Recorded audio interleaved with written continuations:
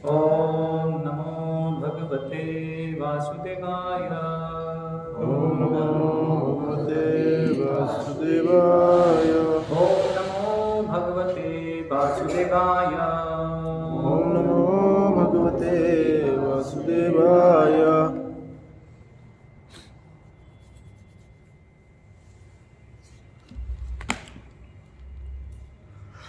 तो हमने पिछली कक्षाओं में क्या क्या श्रवण किया, कोई कुछ बता पाएंगे? याद है कुछ?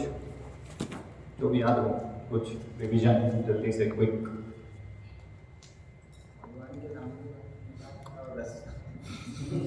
रसों के बारे में, धाम के बारे में चर्चा चल रही है। धाम में रसों के बारे में कौन कौन से स्थान, मतलब जो धाम है कौन कौन सी जगह आपकी कुछ भी हाँ? नहीं, इससे पता चलता नहीं कि किसी को कुछ समझ में आया भी कि नहीं आया। तो हम गोलोक के विषय में चर्चा कर रहे थे, है ना? तो गोलोक कैसे आया है? राधा कृष्ण, है ना, यंत्र है, सेंटर में केंद्र में कृष्ण है, राधा है, राधा रानी है। फिर गोलोक के विभाजन हमने चर्चा किए थे, है ना? विभिन्न रसों के बारे में चर्चा की थी, 5 रस हैं, तो ये सब चर्चा कर रहे थे हम।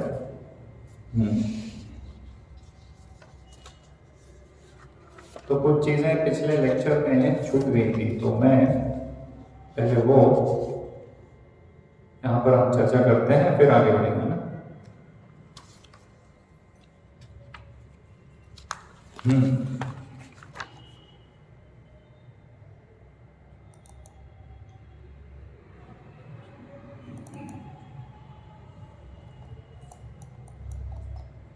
तो ये गोलोक संचित्र में केंद्र में कौन है? राधा कृष्ण। राधा कृष्ण है ना? तो हमेशा हम बता रहे हैं कि राधा जी हैं कृष्ण के साथ, और हमने चर्चा किया कि राधा रानी के विस्तार हैं, फिर ये 8 गोपियां हैं, है ना, ये विस्तार है राधा रानी के। फिर अगर हम वैकुंठ की बात कर रहे हैं तो सारी लक्ष्मियां राधा रानी की विस्तार हैं। फिर भौतिक जगत में नीचे आएंगे तो ये जो रमा देवी, दुर्गा देवी, ये सब क्या है? राधा रानी की विस्तार है, ऐसा हम चर्चा कर रहे थे। तो राधा रानी, श्रीमती राधा रानी केंद्र में है और सब इनके विस्तार हैं। तो ये कहाँ से आया है ना? तो हम बता रहे हैं कि सब कुछ हमने कहाँ से रखा है, यहाँ पर बता रहे हैं, जो भी सब शास्त्रों से बता रहे हैं। तो ये परम भगवान कौन है ना? एक वरिष्ठ भक्त है गोकुल चंद्र प्रभु जी, है ना? तो उन्होंने लिखी है ये, तो उसमें अध्याय 8 में बता रहे है ना। तो पुरुष बोधनी उपनिषद, तो पुरुष बोधनी उपनिषद में बताया गया है कि द्वे पार्श्वे चंद्रावली राधिके युक्त्वा यस्यांशेन लक्ष्मी दुर्गादिका शक्ति। तो बता रहे अर्थात 2 गोपियां चंद्रावली और राधा रानी सदैव भगवान कृष्ण के सानिध्य में रहती हैं, है ना? कहां से बता रहे? उपनिषद से बता रहे हैं। तो वेदों का भाग उपनिषद है। तो सदैव भगवान कृष्ण के सानिध्य में रहती हैं। श्रीमती राधा रानी लक्ष्मी देवी का वास्तविक स्वरूप है। क्या लिखा है? राधा रानी जो है वो लक्ष्मी जी का वास्तविक स्वरूप है। तो सारी लक्ष्मियां क्या है? विस्तार है श्रीमती राधा रानी का। और वह लक्ष्मी देवी दुर्गा तथा अन्य भाग्य लक्ष्मियों में विस्तृत होती है। तो ये लक्ष्मी देवी, दुर्गा देवी और अन्य लक्ष्मियों में विस्तृत होती है। तो ये उपनिषद से है। और बृहद गौतमीय तंत्र में कहा गया है, देवी कृष्णमयी प्रोक्ता राधिका पर देवता सर्व लक्ष्मीमयी सर्वकांतिस सम्मोहिनी परा। तो दिव्य देवी श्रीमती राधा रानी भगवान श्री कृष्ण की प्रत्यक्ष अर्धांगिनी है। तो बहुत सारे लोग ऐसा प्रश्न करते हैं कि आप राधा कृष्ण की आप सेवा करते हैं, पूजा करते हैं, तो ये राधा रानी कहाँ से शास्त्रों में से? शास्त्र में तो ऐसा नहीं दिया है कहीं, तो उनको हम बता सकते हैं सब उपनिषद, है ना? और गौतमी तंत्र भी वेदों का भाग है, तो ये वहां से पता चल रहा है हमें, है ना? तो दिव्य देवी श्रीमती राधा रानी भगवान श्री कृष्ण की प्रत्यक्ष अर्धांगिनी हैं। वे समस्त लक्ष्मियों में प्रधान हैं। वे सर्व आकर्षक, भगवान को आकृष्ट करने के लिए समस्त आकर्षण से युक्त हैं। वे भगवान की आदि अंतरंगा शक्ति हैं। हम बार बार बोलते हैं ना कि श्रीमती राधा रानी अंतरंगा शक्ति है। तो ये कहाँ से, ये गौतमी तंत्र, बृहद गौतमी तंत्र में से हम बता रहे हैं। तो शास्त्र में से है।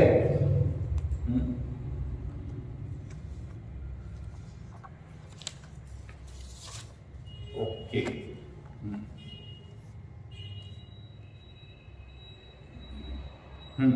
तो हम चर्चा कर रहे थे कि माधुर्य रस जो है वो प्रधान है ना। सबसे ऊंचा जो रस है वो क्या है? माधुर्य रस है ना। तो भक्ति रसामृत सिंधु में ये माधुर्य रस के विभाजन बताएं कि 2 प्रकार के माधुर्य रस है ना। ये समझना बहुत आवश्यक है। तो एक है विप्रलंब और एक है संभोग। 2 प्रकार के माधुर्य रस है, विप्रलंब और संभोग। तो संभोग क्या है? जब हम भगवान से मिलकर, जब भक्त और भगवान के बीच में मिलन में आदान प्रदान चल रहा हो, अलग अलग रस में हो सकता है। तो जब मिलकर ऐसा भगवान के साथ रस का आदान प्रदान चल रहा हो तो उसको बोलते हैं संभोग, है ना। संभोग की वास्तविक परिभाषा है ना। हम बोल रहे हैं ना कि ये जगत कैसा है? विकृत प्रतिबिंब। तो इस शब्द का यहाँ पे अनर्थ हो जाता है इस जगत में, लेकिन संभोग का वास्तविक अर्थ है सम और भोग। तो भगवान और भगवान के भक्त के बीच में जो प्रेममयी है ना, अलग अलग रस में आदान प्रदान चल रहा है, तो सम भोग इसको बोलते हैं, है ना। तो ये भगवान से मिलन, जब भगवान से मिलके भगवान से आदान प्रदान चल रहा है और भगवान भी प्रसन्न है, भगवान भी आनंदित है और भक्त भी आनंदित है, भक्त भी प्रसन्न है, तो उसको बोलेंगे संभोग। और विप्रलंब, विप्रलंब का अर्थ है कि जब भगवान से बिछड़ जाता, तो भगवान से विरह में जो प्रेम होता है वो उत्कंठा उससे भी सर्वश्रेष्ठ है ना। वो प्रेम उससे भी सर्वश्रेष्ठ है। ये जो संभोग है, भगवान से मिलके भगवान के साथ में जो आदान प्रदान चल रहा है प्रत्यक्ष रूप में, तो उससे भी बढ़कर ये विप्रलंब भाव है, जहां भगवान से हम अलग हो गए। जैसे गोपियां तो वृंदावन छोड़ के भगवान चले गए, है ना। और अनेक अनेक उदाहरण है। राम भगवान अयोध्या छोड़ के चले गए, तो ये फिर जो भक्त उनसे विरह में जो प्रेम कर रहे हैं, जो उस समय है ना जिससे प्रेम होता है, वो चला जाए तो और वो प्रगाढ़ हो जाता है, और भी ज्यादा तीव्र हो जाता है। तो ये उससे भी बड़ा रस है, विप्रलंब, है ना। तो ये 2 प्रकार के ये माधुर्य रस में, है ना, तो आदान प्रदान चल रहे हैं। एक विप्रलंब है और एक है संभोग। ठीक, तो ये हमारे संप्रदाय का भाव है, विप्रलंब, है ना। जैसे चैतन्य महाप्रभु को हम देखते हैं तो हमेशा कृष्ण के विरह भाव में है ना, चैतन्य महाप्रभु। तो ये हमारे संप्रदाय में इसी प्रकार से कि कृष्ण कहाँ है कृष्ण, ये भगवान से बिछड़ गए हैं, भगवान से विरह में, भगवान से प्रेम और बढ़ गया है। ये हमारे आचार्यों का मूड है ना, विप्रलंब भाव। तो चैतन्य महाप्रभु जो कि युगावतार हैं, तो वो यहाँ पर आए, है ना। भगवान स्वयं यहाँ पर आए, श्री कृष्ण है चैतन्य महाप्रभु। और गोलोक का जो प्रेम है ना, हरिनाम संकीर्तन, है ना। गोलोकेर प्रेम धन हरिनाम संकीर्तन, है ना। हमारे आचार्य अपने गीत में लिख रहे हैं इस प्रकार से, वैष्णव गीत में। तो गोलोक का जो प्रेम धन है वो सबको वितरित करना है, और ये भी विचार नहीं कर रहे हैं कि कौन पात्र है कौन अपात्र है, सबको दे रहे हैं, है ना। जैसे हम कई बार लीला चर्चा किया, जगाई मधाई है तो बहुत ही दुष्ट पापी थे, है ना, सारे पाप कार्य किया करते थे, लेकिन ऐसे जीवों पर भी कृपा कर रहे हैं, दयावान है ना। चैतन्य महाप्रभु को क्या बोलते हैं? नमो महावदान्याय कृष्ण प्रेम प्रदाय थे, है ना। कृष्णाय कृष्ण चैतन्य नामने गौरित विष्णु, तो क्या बोल रहे हैं? महावदान्याय, महादयालु, मतलब दयालु में भी महान दयालु, है ना। महावदान्याय, बहुत दयालु है। तो इसको क्या बोल रहे हैं? औदार्य भाव, है ना, औदार्य। तो ये औदार्य भाव लेकर वो आए, दया भाव लेकर आए सारे जीवों पे कल्याण करने। कृष्ण जो गोलोक का प्रेम है वो हरिनाम देने सबको आए यहाँ पर, है ना, फ्री में। कोई उसका कोई पर्ची नहीं फाड़ रहा है कि लो भाई फ्री में देने आए सबको, पात्र अपात्र विचार नहीं कर रहे हैं ना। तो ये जो हरिनाम है तो ये क्या है? तो बता रहे हैं, श्रील प्रभुपाद बता रहे हैं कि ये क्या है, कृष्ण की जो बांसुरी है उसमें से जो साउंड संगीत निकल रहा है वो ये भगवान का नाम है, ये हरे कृष्ण महामंत्र है ना। उस दिन भी हम बाद में बहुत सारे लोग तो चले गए थे, हमने चर्चा की है। तो यहाँ आप देख सकते हैं ये कृष्ण की जो बांसुरी है गोलोक में है ना, कृष्ण बजा रहे हैं और क्या निकल रहा है यहाँ से, हरे कृष्णा कृष्णा कृष्णा हरे हरे, हरे राम राम राम हरे हरे। तो ये कहाँ जा रहा है आप देखिए यहाँ से है ना, ये गोलोक से निकल के फिर ये अयोध्या है ना, अयोध्या धाम भगवान राम का धाम, फिर ये वैकुंठ जो नारायण लक्ष्मी नारायण का धाम है वहां होते हुए तो ये आध्यात्मिक जगत से होते होते यहाँ पर फिर कहाँ आ रहा है, भौतिक जगत में आ रहा है। फिर ये भौतिक जगत में ये जो आवरण है उनको भेजते हुए कहाँ आ रहा है, ब्रह्मा जी के 8 कानों में है ना। तो ब्रह्मा जी के 8 कानों से गुजरते हुए कहाँ जा रहा है, ये आया है भूलोक पृथ्वीलोक पर है ना। तो ये गोलोक का जो प्रेम है वो हरे कृष्ण महामंत्र के माध्यम से, चैतन्य महाप्रभु के माध्यम से यहाँ पर आ रहा है। तो अगर हमें भगवान के धाम वापस पहुंचना है तो क्या करना होगा हम सबको, हरे कृष्णा कृष्णा कृष्णा हरे हरे, हरे राम राम राम हरे हरे। तो बहुत सरल है ये है ना। तो चैतन्य महाप्रभु बहुत दयालु हैं, बहुत शॉर्टकट में हमें सीधे कहाँ ले जा रहे हैं, ऊपर सर्वोच्च लोक में कृष्ण के पास है ना, कृष्ण के धाम में ले जा रहे हैं। तो औदार्य भाव यहाँ पर हमें चैतन्य महाप्रभु का औदार्य भाव दिख रहा है ना, औदार्य रस भाव प्रकट हो रहा है यहाँ पर। हरि नाम संकीर्तन के रूप में यहाँ पर चैतन्य महाप्रभु ने उसको प्रकट किया, सबको दिया। तो एक बार ऐसा हुआ कि भगवान को समझ नहीं आता कि ये मेरे जो डिवोटीज हैं, ये जो भक्त हैं, इनको क्या रस मिल रहा है मेरे चरणों में, हमेशा इनको बहुत रस आ रहा है, बहुत रस आस्वादन कर रहे हैं ये भक्त मेरे, बहुत मजा आ रहा है, बहुत आनंद आता है। तो ये क्या है ये आनंद, तो वो समझ नहीं पा रहे है ना, भगवान श्री कृष्ण समझ नहीं पा रहे। तो एक बार रुक्मणी क्या कर रही है, रुक्मणी उनके पाद सेवन चरण मसाज दबा रही है ना। तो रुक्मणी जी दबा रही है और वो सेवा कर रही है भगवान की, और बहुत आनंदित है, इतना आनंद है उनको कि उनके आंसू बह रहे हैं झरझर, भगवान की सेवा में इतना आनंद आ रहा है उनको। तो भगवान श्री कृष्ण पूछ रहे हैं कि क्यों भाई, क्या हुआ, क्या बात है, तो कोई चिंता नहीं करिए आप है ना, किस बात की चिंता है, आप क्यों रो रहे हैं। तो वो मतलब क्या कारण है, तो रुक्मणी जी बोल रही है कि आप समझेंगे नहीं भगवान, ये भक्तों के हृदय को आपको कैसे समझाएं है ना, आप समझ नहीं पाएंगे। तो भगवान बोले अरे मैं त्रिकालज्ञ, मैं ही नहीं समझ पाऊंगा, मैं कैसे नहीं समझ सकता। तो भगवान ऐसा विचार करें कि ऐसी कौन सी चीज है जो मैं नहीं समझ पाऊंगा, तो ये कौन सा ऐसा भक्तों का हृदय है कि मैं समझ नहीं पाऊंगा। हाँ, तो भगवान फिर वो टेस्ट करने के लिए, भगवान फिर वो चाहते हैं कि मैं भी तो आस्वादन करके देखूं ये क्या ऐसा रस मिल रहा है इन सबको, क्या ऐसा इनको प्राप्त हो रहा है मेरी सेवा करके, मेरे चरणों में पड़े रह के, मेरा दासत्व तो मेरे शरणागत हो गए इन लोगों को, क्या ऐसा उच्च कोटि का रस मिल रहा है ना, रो रहे हैं ऐसे भक्त मेरे। तो फिर ये जो भगवान का ये जो एक भाव है कि मैं भी तो जान के देखूं, तो उसको कैसे भगवान पूरा कर रहे हैं, चैतन्य महाप्रभु के रूप में यहाँ पर प्रकट होकर श्रीमती राधा रानी के भाव में वो प्रकट होते हैं है ना, वो समझने के लिए कि मेरे भक्तों को क्या आनंद है भाई है ना।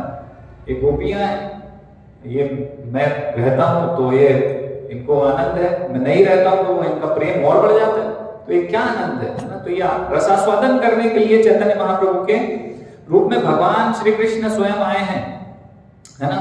तो कृष्ण स्वयं है वो, चैतन्य लीला में जो चैतन्य महाप्रभु है कौन है, स्वयं भगवान श्री कृष्ण है। तो श्री कृष्ण चैतन्य, राधा कृष्ण नाही अन्य है ना।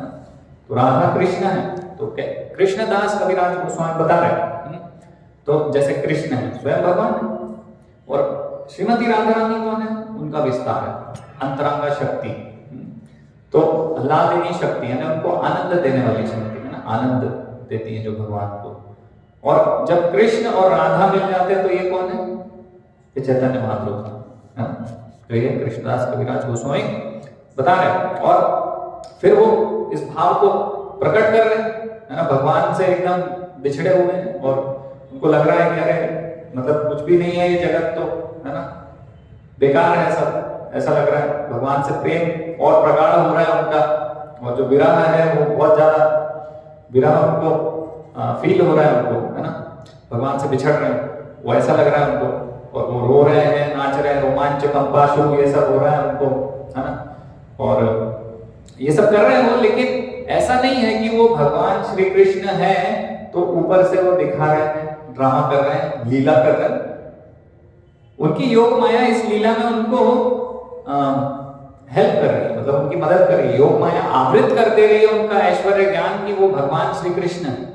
तो योग माया भी वो जो समझना चाहते हैं, वो उसको फील करना चाहते हैं, जो है ना, उसको फील को हिंदी में क्या बोलेंगे, जो महसूस अनुभव जो करना चाहते हैं, तो उस अनुभव को देने के लिए योग माया उनके ऐश्वर्य ज्ञान को हटा दे रही है। तो वो पूरा उसको फील कर रहे हैं, ड्रामा नहीं कर रहे, है ना। वो ऐसा नहीं कि नाटक हो रहा है कि भाई अभी लीला चल रही है तो भगवान नाटक कर रहे हैं, लीला नहीं, मतलब वो लीला ऐसी है कि भगवान उस रस का आस्वादन कर रहे हैं, विरह भाव का, है ना, और विरह है उनको कि भगवान से मैं बिछड़ गया हूं इस प्रकार से। तो राधा रानी का जो भाव है उनके अंदर है ना। तो जब भी कोई बोलता था कि अरे चैतन्य महाप्रभु आप तो स्वयं विष्णु हैं, तो चैतन्य महाप्रभु कान बंद कर लेते, नहीं ऐसा मत करो, ऐसा मत बोलो, ये रसाभास है, तुम क्या कर रहे हो, तो मैं ना खीर में नमक डाल दूं, रसाभास, मतलब दोनों अलग अलग हो जाएंगे ना। भगवान अगर कोई समझेगा कि भगवान है तो फिर वैसा आदान प्रदान नहीं होगा ना, है ना। तो इसलिए वो स्वयं को भगवान नहीं समझ रहे, वहां पर उस भाव में है, रियली में है, उस भाव में, सही में। तो ये जो माधुर्य भाव है और औदार्य भाव है, तो यहां पर हम देखेंगे कि यहां गोलोक चार्ट में सबसे सेंटर में, तो अभी तक हम माधुर्य रस की बात कर रहे थे, लेकिन यहां पर हम देखेंगे कि बीच सेंटर में माधुर्य रस तो है ही, और साथ में ये जो चैतन्य महाप्रभु की लीला है वो भी चल रही है साथ में। तो औदार्य भाव भी है और माधुर्य भाव भी है, जिस प्रकार से प्रभुपाद ने प्रकट किया था श्रीमद् भागवतम का, जो उन्होंने वो बनाया था कवर पेज, उसमें ये सब रखा था। तो वैसा ही यहाँ पर माधुर्य और औदार्य भाव यहाँ पर भक्तों ने जब इसको बनाया तो उसको यहाँ पर बीच में रखा है, साथ ही साथ माधुर्य के साथ साथ औदार्य भाव भी यहाँ पर प्रकट हो रहा है। चैतन्य महाप्रभु की लीलाएं भी चल रही हैं, है ना, नवद्वीप श्वेत द्वीप धाम, तो गोलोक का ही भाग है, तो उधर ये लीलाएं भी बराबर साथ में चल रही है ना। तो हम चर्चा कर रहे थे कि अलग अलग बहुत सारे यहाँ पर हमारे ये जो ललिता देवी, विशाखा देवी, तो हमने चर्चा किया था मंजरियां हैं, पहले तो एक गोपियां हैं, मुख्य 8 है ना, जो राधा रानी की विस्तार है, और एक एक गुण राधा रानी का इनमें गुण रूप से है।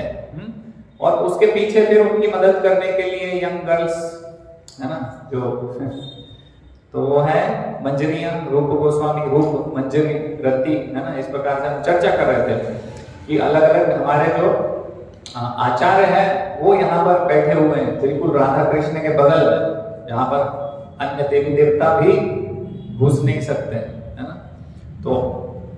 तो ये कौन कौन है ना, तो हम चर्चा करेंगे कि कौन किसका कौन सा स्वरूप है ना। तो यहाँ पर ललिता देवी जो है वो कौन है, स्वरूप दामोदर है चैतन्य लीला में। तो स्वरूप दामोदर कौन है, चैतन्य महाप्रभु के सेक्रेटरी, है ना। तो स्वरूप दामोदर कौन है, ये ललिता देवी है। विशाखा देवी कौन है, रामानंद राय है ना, गौर लीला में। इंदुलेखा, यहाँ पर ये सब सुचित्रा इंदुलेखा है ना, तो ऐसे तो मैक्सिमम का यहाँ लिखा हुआ है। तो इंदुलेखा बसु रामानंद है ना। चंपकलता है शिवानंद सेन, मैंने ये सब चैतन्य चरितामृत की लीलाएं सुनते हैं तो सब इनका सुनते हैं। शिवानंद सेन कौन है, सबको ले जाया करते थे जगन्नाथपुरी यात्रा में, है ना। तो शिवानंद सेन है, चंपकलता। और रंग देवी कौन है? गोविंद घोष है। तुंग विद्या कौन है? वक्रेश्वर पंडित है।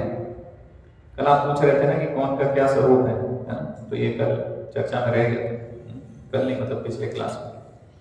वक्रेश्वर पंडित हैं, तुंग विद्या, और सुदेवी हैं वासुदेव घोष, है ना। फिर ये हो गई 8 गोपियां। फिर मंजरियां, तो रूप मंजरी कौन है? रूप गोस्वामी है। रति मंजरी कौन है? रघुनाथ दास गोस्वामी। लवंग मंजरी है सनातन गोस्वामी। मंजुलाली कौन है? ये मंजुलाली ये है लोकनाथ गोस्वामी। राग मंजरी कौन है? रघुनाथ भट्ट गोस्वामी, है ना। ये सब राग मंजरी। कस्तूरी मंजरी कौन है? कृष्णदास कविराज गोस्वामी। और गुण मंजरी कौन है? गोपाल भट्ट गोस्वामी है। विलास मंजरी कौन है? तो जीव गोस्वामी, है ना। तो हमारे गोस्वामी जितने भी हैं और चैतन्य लीला में जितने भी, है ना, ये सब हम देख रहे हैं भगवान के पार्षद हैं, ये सब कौन है? सारे के सारे वहीं भगवान के आसपास ही बैठे हुए हैं, है ना।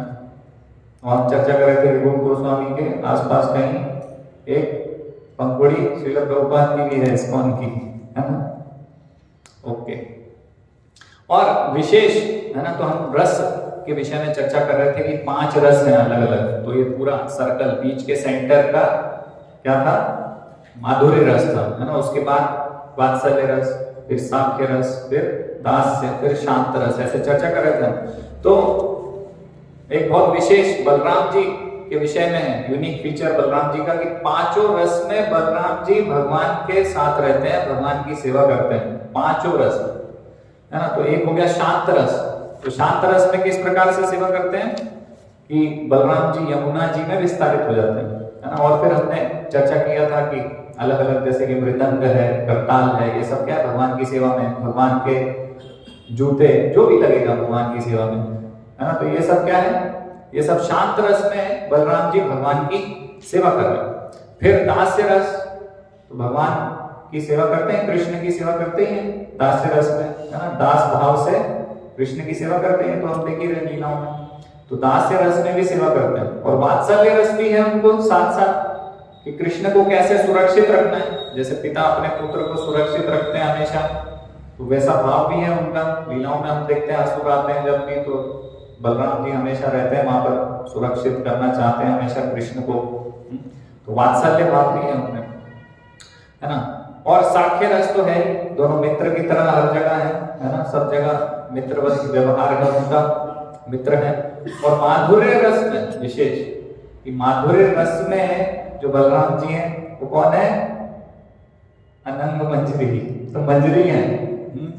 तो उस रूप में फिर माधुर्य रस में सेवा करते हैं भगवान की, है ना। तो बलराम जी की विशेषता है 5 रस में बलराम जी भगवान की सेवा में संलग्न है।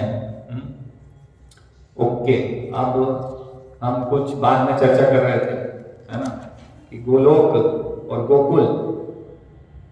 तो गोलोक साधारण और गोकुल एक ही बात है, लेकिन गोलोक से हम कभी भी बात करते हैं तो समझते हैं कि आध्यात्मिक जगत में जो सर्वोच्च लोक है राधा कृष्ण का, वो है गोलोक, है।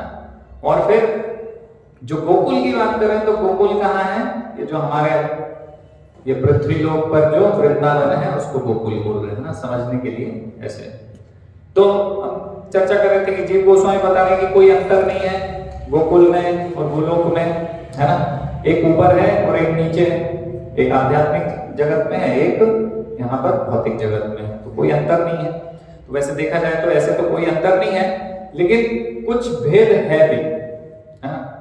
हर जगह ये अचिंत्य भेदाभेद तत्व लागू हो जाता है भेद है भी और भेद नहीं है।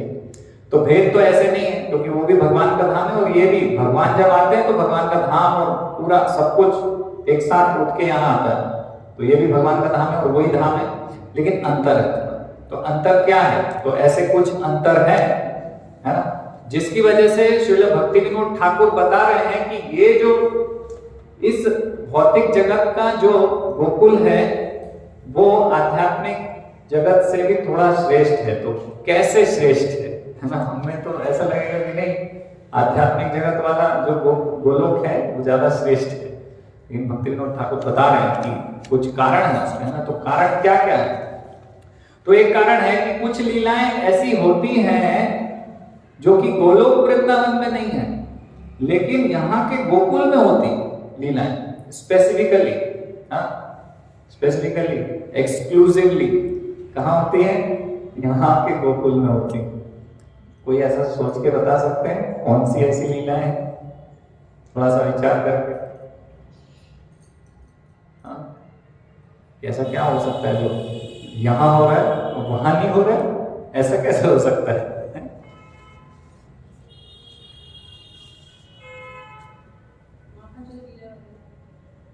अरे वो तो वहां भी कर रहे होंगे ना, उसमें क्या है? तो ऐसा क्यों लगा आपको कि वहां माखन नहीं मिलता होगा उनको, यही चोरी करते हैं आप? प्रभु जी, वो इंद्र वगैरह का मान नहीं करेंगे, वहाँ थोड़ी इंद्र। हाँ, असुरों का वध करना। वेरी गुड, ठीक है, ओके, एक एक करके आते हैं ना। तो पहला कारण मतलब जो अंतर है वो ये है कि भगवान के जन्म की लीला वहां के गोलोक में नहीं होती है ना। ये जगत प्रकट अप्रकट होता है, भगवान बीच बीच में यहाँ लीला करने आते हैं। तो अभी लीला करने आते हैं तो लीला ऐसा थोड़ी है कि भगवान सीधे आ गए कि मैं कृष्ण आ गया, मैं भगवान। तो असुरों को भगवान बताते हैं कि मैं भगवान नहीं हूँ, उनको उनसे आच्छादित है ना, नाहं प्रकाश सर्वस्य योग माया समावृता। तो भगवान पैदा होते हैं लोगों को दिखाने के लिए ऐसे, है ना, जिनको की देखना नहीं है, जिनको की जानना नहीं है, जिनको की इच्छा नहीं है, तो भगवान ऐसे प्रकट होते हैं, पैदा होने की लीला करते हैं, जन्म ले रहे हो। जैसे जैसे साधारण लोग जन्म लेते हैं, वैसे ही भगवान जन्म लेने की लीला करते हैं यहाँ के गोकुल में, जो कि वहां आवश्यकता ही नहीं है, क्योंकि वो तो चिरकाल से, क्या पता कब से गोकुल है, वहां गोलोक है और वहां पर भगवान है, भगवान की लीला चल रही है ना। वहां ऐसा नहीं है कि अभी प्रकट हुए हैं फिर चले गए, जैसे यहाँ से भी भगवान जा चुके हैं, ऐसा नहीं है। वहां तो हमेशा ही है भगवान। तो जन्म लेने की लीला वहां हो ही नहीं सकती, होती नहीं है ना। तो इसलिए ये जो लीला है एक्सक्लूसिवली यहीं हो रही है ना। तो हम चर्चा कर रहे थे ना कि जैसे कि ये जन्म लेने की जो लीला है, यहाँ के भौतिक अनंत कोटि विश्व जो है, अनंत कोटि ब्रह्मांड है, तो वहां ये जन्म लेने की लीला हो रही है। तो कहीं भगवान जन्म ले रहे हैं, अभी भी हम चर्चा कर रहे हैं, तो कहीं ना कहीं किसी ब्रह्मांड में भगवान जन्म ले रहे होंगे। तो अलग अलग भगवान की लीलाएं चल रही हैं और अलग अलग फिर भगवान के अलग अलग फॉर्म्स, भगवान के रूप हैं, उतने ही रूप होंगे जितने अनंत कोटि विश्व ब्रह्मांड होंगे, और उतने ही भगवान के जो संगी साथी हैं, है ना, जैसे अर्जुन है ना, पांडव हैं, ये जितने भी हैं, तो वो भी उतने रूपों में अभी विस्तारित हुए होंगे, है ना। तो सबके भगवान के और भगवान के ऐसे अनंत कोटि रूप हैं, है ना, कृष्ण के अनंत कोटि ब्रह्मांड में लीला करने के लिए अलग अलग जगह जहां लीला चल रही है। ओके, तो ये एक डिफरेंस हो गया, ये एक अंतर हो गया वहां के गोलोक में और यहाँ के गोकुल में। और एक और अंतर है, अभी हम जैसे गोलोक चर्चा कर रहे थे गोलोक चार्ट में, तो क्या क्या था वहां पे? त्रिशूल, है ना, और वो मणियां थी, रत्न थे अलग अलग, है ना, अलग अलग वहां पर व्यूह है ना, जहाँ पे चतुर्व्यूह है, रक्षा कर रहे हैं, दिक्पाल है ना, ये सब है, ये रक्षा कर रहे हैं कि वहां पर इलीगल एंट्री नहीं मिल पाए। तो क्या आप सब अभी गोलोक जा सकते हैं, सीधे एंट्री ले सकते हैं अपनी इच्छा से? नहीं ले सकते, लेकिन आप अभी ट्रेन की बुकिंग करके सीधे वृंदावन में जाके घुस सकते हैं, आपको कोई वहां पर रोकने वाला नहीं है। तो ये अंतर है, यहाँ का गोकुल जो है, जो धाम है भगवान का, वो बहुत ही दयालु है ना। वो भी महाप्रदान में आया है कि वो अवसर दे रहे हैं सब जीवों को कि धीरे धीरे वो आएंगे, दर्शन करेंगे, भगवान के लीला स्थल देखेंगे, श्रवण करेंगे, तो क्या होगा, धीरे धीरे शुद्ध होंगे, धीरे धीरे शुद्ध होंगे, तो फिर गोलोक तक पहुंच पाएंगे। तो यहाँ का जो धाम है वो क्या है, और ज्यादा दयालु है, जो कि हम देख सकते हैं कि हम अभी क्वालिफाइड नहीं है भगवान के धाम में एंट्री पाने के लिए, लेकिन अभी हम वहां पर जा सकते हैं यहाँ के गोकुल में, है ना, जो इस पृथ्वी लोक पर है। तो ज्यादा मर्सीफुल, ज्यादा दयालु है इस प्रकार से यहाँ का गोकुल। और जैसा लखन बता रहे थे कि जैसे कि यहाँ के गोकुल में क्या होता है, असुर होते हैं बहुत सारे, है ना? और असुर आते हैं, फिर भगवान क्या करते हैं, उनका वध करते हैं। लेकिन अभी प्रॉब्लम यह है कि वहां के गोलोक में असुर पहुंच ही नहीं सकते तो नो एंट्री, वहां पहुंच ही नहीं सकते। तो क्या होता है, वहां पे ये सब लीलाएं नहीं होती। लेकिन क्या होता है, र्यूमर्स होती है, र्यूमर्स, अफवाह होती है, अरे अरिष्टासुर आ रहा है, अरिष्टासुर आ रहा है। तो वो भाव प्रकट करने के लिए, है ना, वो भाव प्रकट करने के लिए, वैसा सेंसेशन, ऐसी फीलिंग प्रकट करने के लिए, अरिष्टासुर आया, अभी कृष्ण के पास चलो, कृष्ण बचाएंगे। तो ऐसा ये सब चलता रहता है लीलाओं के रूप में। मतलब वैसा होता नहीं कि असुर सही में आ गए, है ना, वहां पे ऐसा नहीं होता कि असुर पहुंच गए। लेकिन यहाँ पर असुर होते हैं, है ना, फिर असुरों को संहार करते हैं भगवान, मारते हैं, है ना। तो केवल वहां पे एक ऐसी फीलिंग केवल रहती है, असुर नहीं होते। तो ये है अंतर। तो यहाँ का विशेषता है गोकुल का। और भी अंतर है, हाँ,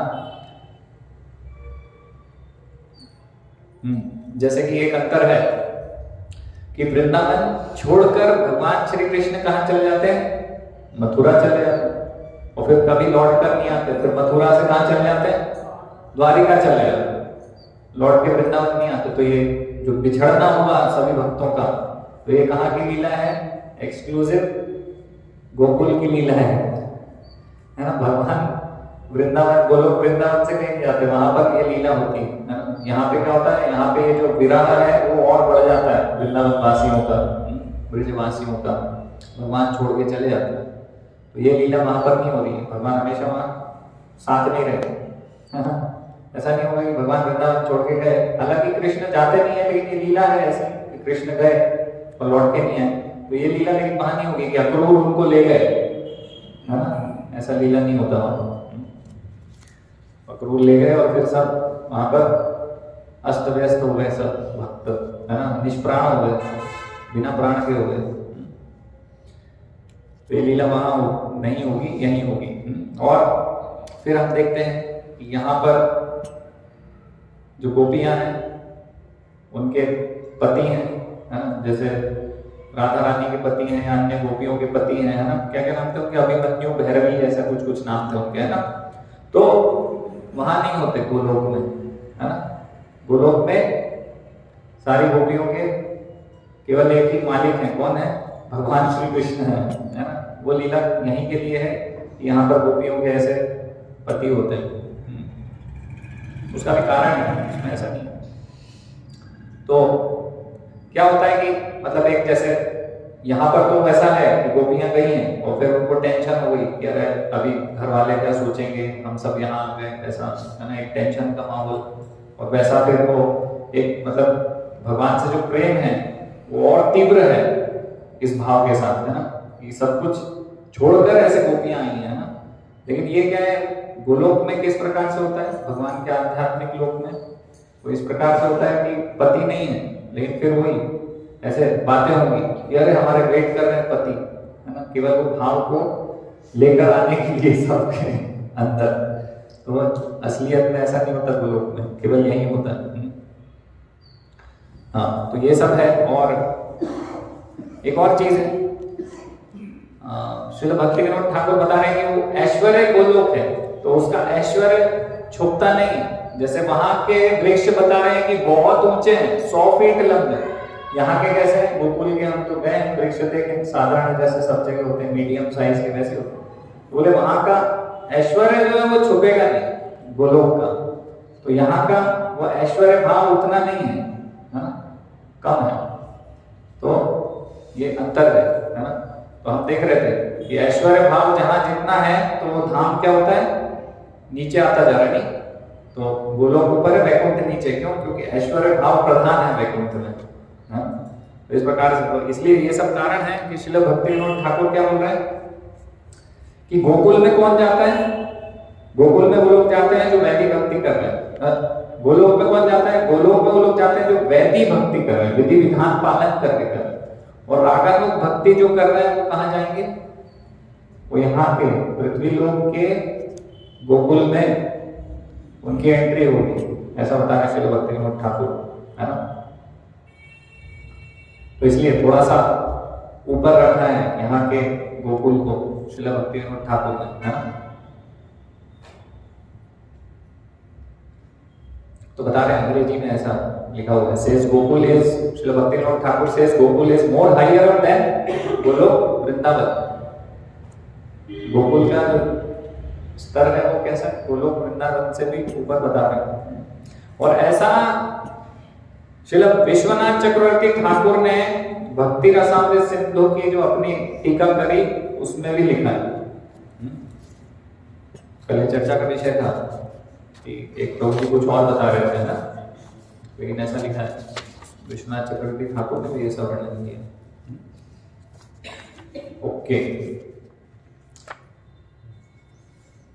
तो हम देख रहे थे यहाँ पर गोलोक की चर्चा कर रहे थे हम। तो भगवान श्री कृष्ण पहला विस्तार कौन है, पहला विस्तार है बलराम जी, है ना। और उसके बाद हमने चर्चा किया था कि बलराम जी का जैसे चैतन्य चरितामृत में वर्णित है कि बलराम जी से क्या आता है, पहला चतुर्व्यूह आता है। चतुर्व्यूह यानी हमने देखा ना, श्री वासुदेव ये हैं यहाँ पर, है ना, द्वारिका और मथुरा में निवास है इनका। तो श्री संकर्षण है, वासुदेव, संकर्षण, प्रद्युम्न और अनिरुद्ध, है ना। तो ये पहला चतुर्व्यूह है यहाँ पर।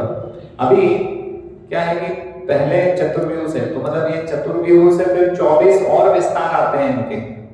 लेकिन अभी गोलोक चार्ट में अगर ये 24 विस्तार और डालेंगे तो वो क्या होगा, बहुत ज्यादा हौच पौच हो जाएगा, समझने में मुश्किल होगी और ये और साइज इसका बढ़ता जाएगा। अभी देखो वो प्रिंट किया है ना, और इसमें सब चीजें डालते जाएंगे तो फिर वो लोग उसको लेकर ही नहीं जा पाएंगे, बड़ा होता जाएगा।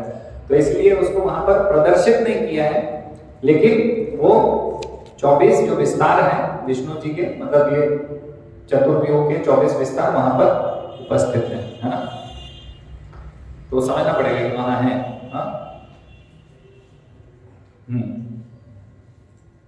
तो हमने गोलोक का तो चर्चा कर लिया था। आगे हम चर्चा करेंगे अयोध्या धाम, जो कि गोलोक वृंदावन से थोड़ा नीचे है ना, ठीक है, अयोध्या। तो लघु भागवतामृत में रूप गोस्वामी बता रहे हैं कि संकर्षण, वासुदेव, अनिरुद्ध, प्रद्युम्न, जो ये हम देख रहे हैं चतुर्व्यूह, है ना।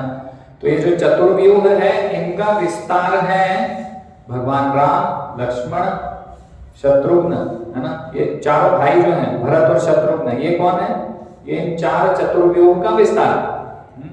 ऐसा लघु भागवतामृत में रूप गोस्वामी बता रहे हैं। और जो ये अयोध्या धाम है, ये क्या है, ये जो गोलोक धाम है उसका विस्तार हुआ है।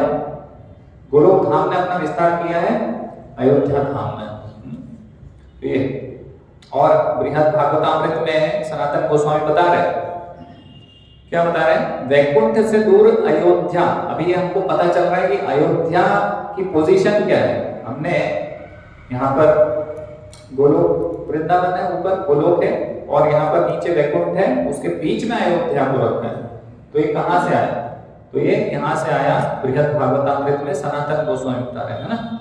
तो वैकुंठ से दूर अयोध्या रघुपति का शानदार धाम है ना, जो रघुवंश के देवता है। तो बता रहे वैकुंठ से दूर अयोध्या, मतलब वैकुंठ से ऊपर अयोध्या है, जहां पर मतलब कि रघुवंश के, मतलब ये भगवान राम वहां के मुख्य देवता है ना, भगवान है।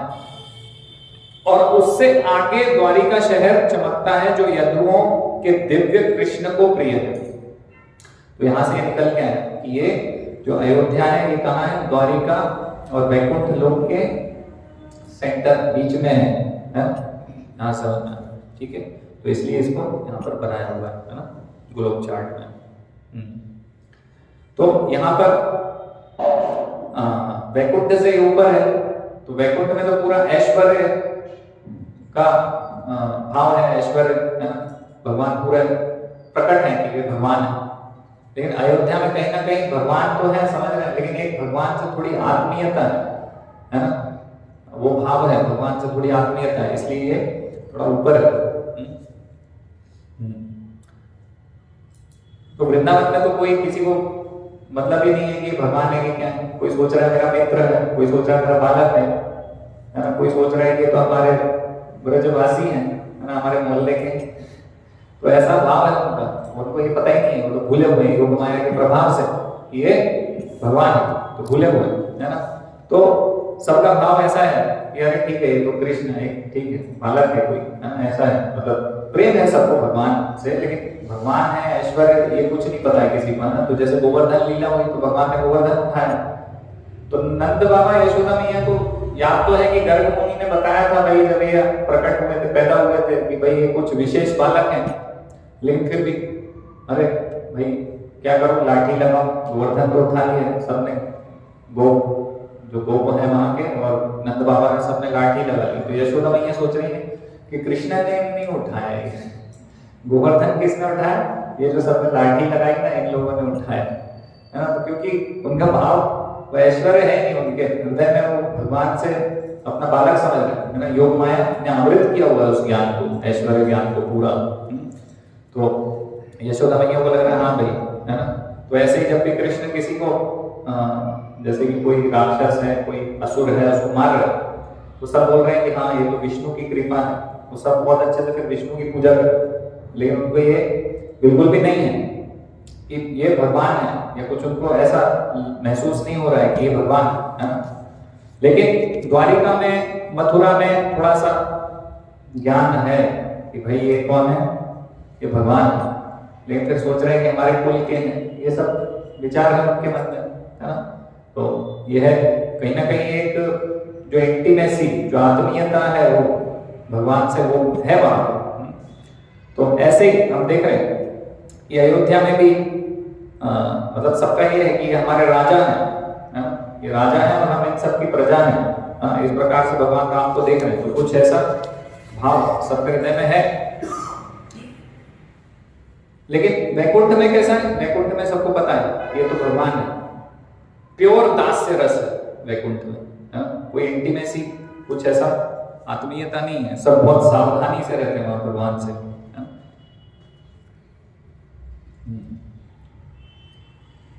हाँ अच्छा, अभी हम जैसे हम चर्चा कर रहे थे कि चतुर्व्यूह से ये चारों आए हैं, कौन, भगवान राम, लक्ष्मण, भरत और शत्रुघ्न।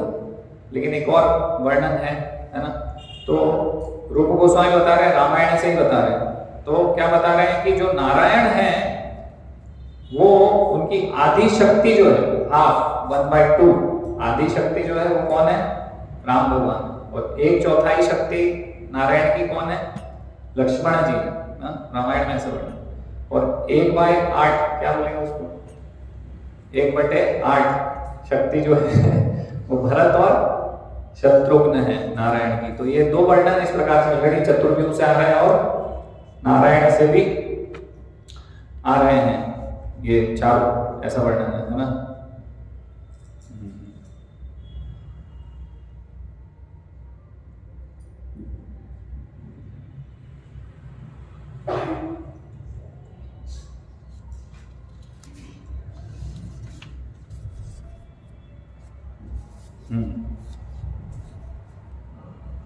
तो हम जानते हैं सभी, है ना, ये कथा तो हमने सुनी है कि राम भगवान क्या है, परफेक्ट पति हैं, परफेक्ट बेटे हैं, परफेक्ट क्या है, किंग है ना, राजा है, परफेक्ट किंग राजा है।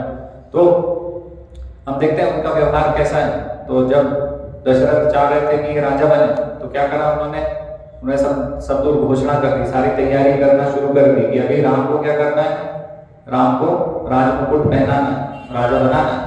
तो सारी तैयारियां हो गई, सब हो गया। फिर क्या हुआ, क्या कहीं ने क्या किया कि उनको भड़काया गया, फिर वो भड़क गई। तो फिर क्या किया, उन्होंने दशरथ से बोला कि भाई अभी मेरा भरत, मेरा पुत्र को राजा बनाना है, आपने मुझे एक बार वरदान दिया था, तो वरदान मैं अभी आपसे मांग रही हूँ कि अभी भरत राजा बनेगा, राम राजा नहीं बनेगा। और राम को कहाँ जाना होगा, 14 साल के लिए वनवास जाना होगा। तो तुरंत ही दशरथ जी मूर्छित हो गए, है ना, बार बार उठ रहे हैं और बार बार मूर्छित हो रहे हैं, उनकी हालत एकदम खराब हो गई, क्योंकि राम से बिछड़ने का वो विचार करते से ही बेहोश हो जा रहे हैं। वो सोच भी नहीं सकते कि राम से कैसे मैं बिछड़ के जीवित रहूंगा, है ना। तो इस प्रकार से वो मूर्छित हो रहे हैं। फिर कैकेयी ने बोला कि जाओ राम को लेके आओ, किसी को भेजा बुलाने के लिए। फिर राम को बुलाया गया तो राम भगवान गए। राम भगवान ने देखा कि अरे पिताजी ऐसी क्यों हालत हो गई, क्या हुआ, क्या कारण। तो कैकेयी बोल रही है कि ऐसा ऐसा मैंने वरदान मांगा है, एक बार युद्ध हुआ था तो युद्ध में मैंने आपके पिता की दशरथ की जान बचाई थी, तो उन्होंने मुझसे वरदान का बोला था कि मैं वरदान दे रहा हूँ आपको। तो मैंने बोला था बाद में मांगूंगी और अभी मैंने मांगा है। तो मैंने मांगा है, ये तो बता नहीं पाएंगे, तो बहुत कमजोर है, तो मैं ही बता देती हूँ। तो मैं बता रही हूँ कि मैंने ये मांगा है कि आप 14 साल वनवास जाओ और भरत को यहाँ पर राजमुकुट पहनाया जाएगा, राजा भरत बनने वाले हैं, है ना। तो उन्होंने सुना भगवान राम ने।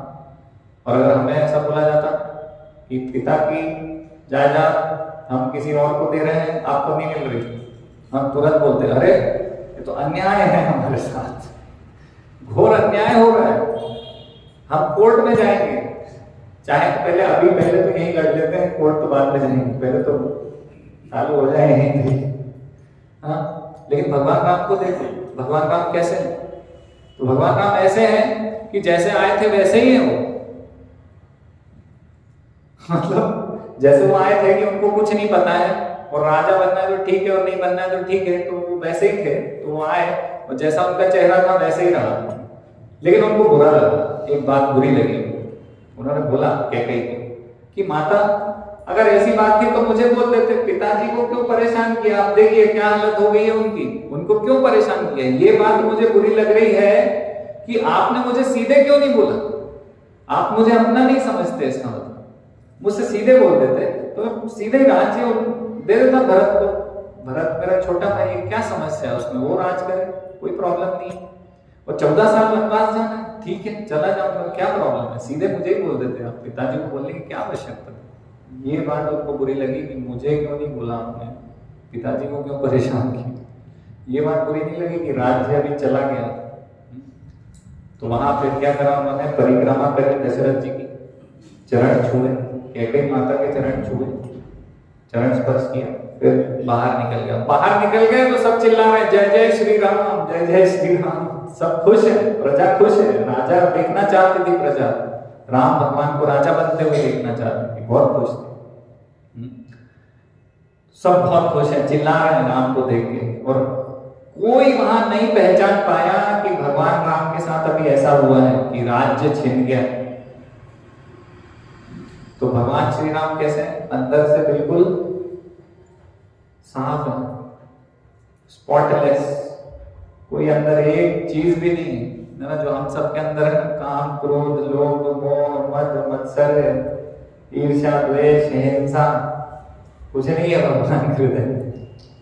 भगवान जैसे थे वैसे ही बाहर आए, उनके कोई नहीं पहचान पाया। हमारा चेहरा कैसा हो जाता है, मुरझा जाता है, हमें लोग बोल देते क्यों आप राजा के बंधु हो क्या। पहचान जाते हैं, हमारे चेहरे पे दिख जाता है, क्योंकि हृदय है ना वैसा हमारा अंदर सब कचरा भरा हुआ। कोई नहीं पहचान पा रहा। और भगवान राम गए, फिर कौशल्या माता के पास पहुंचे, अभी माता जी को बता रहे। तो अच्छा हाँ, तो कौशल्या माता बोल रही राम तुम्हारा चेहरा तो और पहले से भी तेजस्वी दिख रहा है। यहाँ क्या हो रहा है, पूरे उल्टे उल्टी है ना, जैसा भौतिक जगत में होता है उसका उल्टा, कि अगर थोड़ा सा भी किसी को बुरा लग जाए तो उसका चेहरा उड़ जाता, नहीं रंग उड़ जाता चेहरे। लेकिन भगवान राम को देख के जब इतना सब कुछ हो गया और भगवान राम आए कौशल्या माता के पास, तो क्या बोली कौशल्या माता कि तुम और भी तेजस्वी दिख रहे हो, और भी चेहरा तुम्हारा चमक रहा है, शाइन कर रहा है चेहरा। तो ऐसा बोली। फिर भगवान राम ने बताया ऐसा ऐसा हुआ है। माता जी मूर्छित हो गई तुरंत, तो उनका भी हालत गंभीर हो गई। और लक्ष्मण आए, तो लक्ष्मण ने सुना अच्छा क्या ऐसा, रुको जरा आप रुक जाओ जरा, मैं सेटलमेंट कर रहा था। क्या तलवार निकाल के तुरंत सेटलमेंट करने के लिए उन्होंने कुछ तो सहन नहीं कर सकते कि भगवान राम को कोई ऐसे अन्याय करे, कुछ करे तुरंत। तो राम भगवान समझाने हरे रुको रुको, ऐसा नहीं है, हमारी देखो अभी पिता का वचन है भाई, पिता के वचन को रखने के लिए कुछ भी करना पड़ेगा, करेंगे। अभी वनवास जाने कोई प्रॉब्लम नहीं है। हाँ वहां पर बनवास जाने के लिए तैयार है, और लक्ष्मण जी वहां बदला लेने के लिए तैयार है कि हम तो सबसे छीन लेंगे राज्य, कोई बड़ी बात नहीं है, हाँ आपको राजा बना देंगे, कोई प्रॉब्लम नहीं है। लेकिन भगवान नहीं मान रहे हैं। तो ये भगवान का ऐसा चरित्र है, स्पॉटलेस, मर्यादा पुरुषोत्तम भगवान श्री राम है, तो सर्वश्रेष्ठ पति हैं, सर्वश्रेष्ठ पुत्र हैं। अच्छा हाँ, सर्वश्रेष्ठ पति तो बहुत आरोप लगते हैं भगवान राम पे, सर्वश्रेष्ठ पति कैसे हो सकते हैं? तो सर्वश्रेष्ठ पति तो नहीं है। सीता मैया को तो छोड़ दिया उन्होंने, किसी ने कुछ भी बोल दिया तो छोड़ देते हैं ऐसे, तो ऐसे कैसे, है ना, बहुत आरोप लगते हैं। इंटरनेट पे वीडियोस बनाते हैं लोग। हाँ, हमने कई बार चर्चा किया प्रवचन में कि भाई राम जैसा पति नहीं चाहिए, रावण जैसा भाई चाहिए। तो ये लोग सब मूर्ख हैं, समझ नहीं पाते। अभी हम जो चर्चा कर रहे थे ना, अभी कौन कौन से माधुर्य रस में 2 चर्चा कर रहे थे ना, कौन कौन से होते हैं रस, एक संभोग और एक विप्रलंब। और ये विप्रलंब जो चीज है ना, वो समझते नहीं। तो जैसे कि अभी हम देखें शुरू से, तो दशरथ को कोई पुत्र नहीं है, बहुत सारी उनकी वाइफ है, बहुत सारी पत्नियां हैं, पुत्र नहीं है।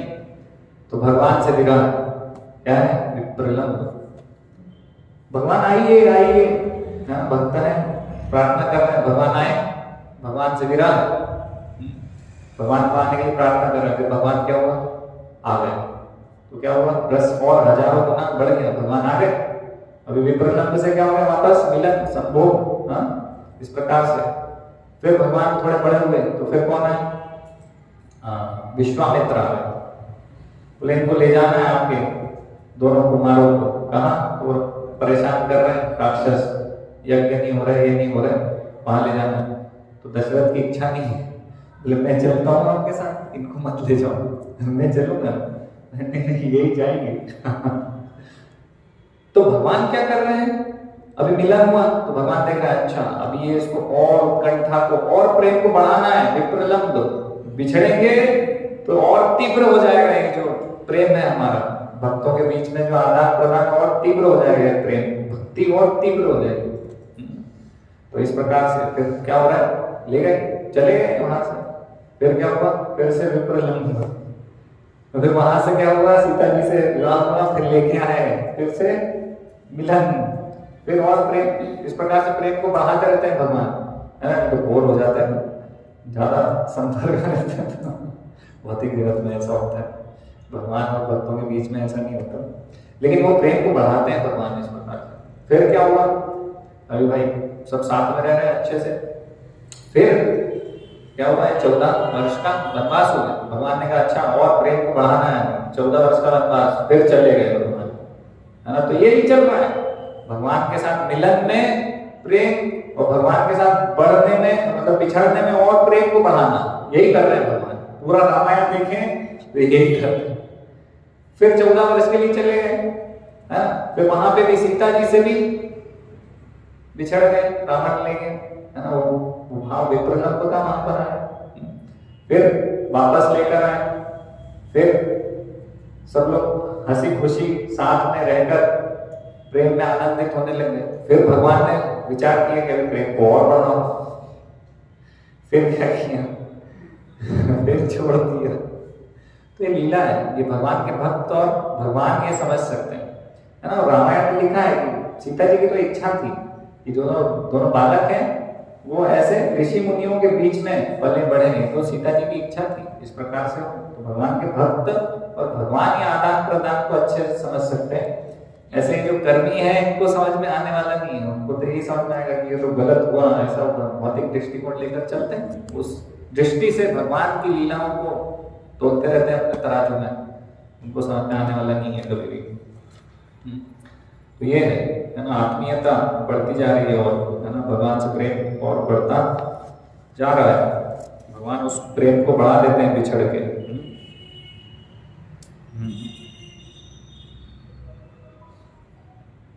तो ये है भगवान का अयोध्या धाम, जहां भगवान के भक्त भगवान के साथ राम के रूप में आदान प्रदान करते हैं। और जब भगवान अपना फुल ऐश्वर्य दिखाते हैं तो कहां दिखाते हैं? उसके नीचे है ये वैकुंठ लोक, हाँ, तो वहां पर कोई ऐसा नहीं है, कोई आदान प्रदान इस प्रकार से नहीं है। सीधे क्या है, मैं भगवान हूं, मैं परम नियंता हूं, मैं परम हूं, पूरा सृष्टिकर्ता मैं हूं, मेरे कंट्रोल में सब कुछ है। तो सीधा सीधा वैकुंठ लोक में क्या भाव है, ये भगवान है, सबको पता है, विष्णु है ना, नारायण भगवान है ना। तो इस प्रकार से वहां पर भाव है, सब कुछ मेरे ऊपर निर्भर है, मैं भगवान हूं, बस है ना। इसके आगे पीछे और कुछ नहीं, कोई दास्य नहीं है, वो नहीं, केवल दास्य यही है, कोई माधुर्य और कोई इस प्रकार से ऐसा नहीं। माधुर्य तो है लेकिन ऐसा सबके बीच में नहीं है। सब भगवान को सेवक के रूप में देखते हैं कि हम ये भगवान है और हम सब सेवा हैं, सेवा करने के निमित्त हैं और सब सेवा कर रहे हैं, है ना। ये प्रधान है वहां पर, दास्य भाव प्रधान है ना, दास्य भाव वहां पर मुख्य है ना। वहां पर जैसे कि कृष्ण के कंधे में हाथ डाल ले रहे हैं ऐसा है ना। जैसे फिर भी द्वारिका में हम देखेंगे तो भगवान के साथ जो सीनियर गोप है या ऐसे लोग हैं, है ना। तो ये सब क्या कर रहे हैं, जैसे भगवान के साथ में बैठ के प्रसाद भी लेंगे, खा भी लेंगे, और जैसे कि हमारे कुल के हैं, ये भाव भी रख सकते हैं, है ना। हम भी यदुवंशी है, ये भी यदुवंशी है, भगवान है तो क्या हुआ।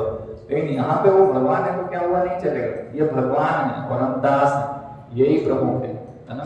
वैकुंठ लोक में ऐश्वर्य ज्ञान है, ऐश्वर्य ज्ञान के साथ भगवान की सेवा हो रही है, हाँ। तो बहुत सावधानी से सेवा हो रही है वहां पर। तो एक बार दो भक्त हैं, बहुत वरिष्ठ भक्त हैं, वैशेषिक प्रभु जो कि श्रील प्रभुपाद के शिष्य हैं, और एक विजय प्रभु है, तो ये लोग पुस्तक वितरण बहुत करते हैं और सबने भी नाम सुना होगा इनका। तो अब जब वैशेषिक प्रभु का तो नाम सुना ही होगा, तो पुस्तक वितरण करते हैं। तो ये एक बार इनकी चर्चा हुई कि कौन है जो भगवान को जानता है ना, कौन सही में भगवान को जानता है।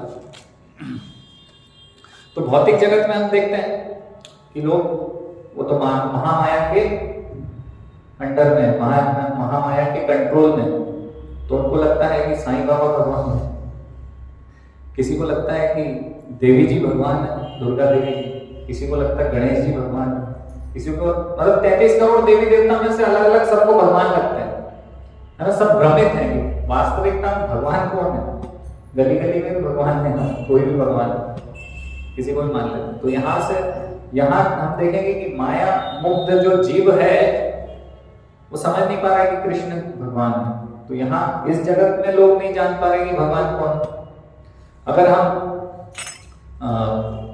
गोलोक वृंदावन की बात करें तो वहां जो भक्त हैं उनका ज्ञान जो है वो योग माया से आवृत है, तो उनको भी नहीं पता कि भगवान कौन है।